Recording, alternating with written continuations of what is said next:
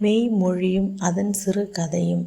நாம் மனம் திரும்பி தேவனின் முகத்தை தேடினால் அவர் நம்முடைய தேசத்தில் இருந்து பாவத்தையும் சாபத்தையும் நீக்கி ஆசீர்வாதத்தை அளிப்பார்.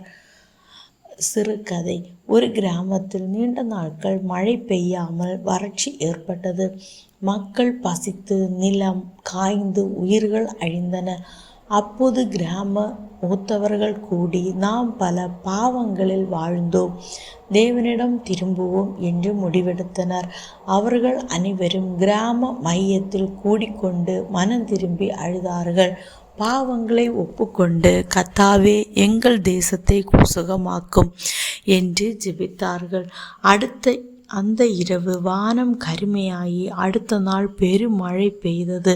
நிலம் பசுமை பெற்றது. மக்கள் தேவனுடைய கிருபையை கண்டார்கள்.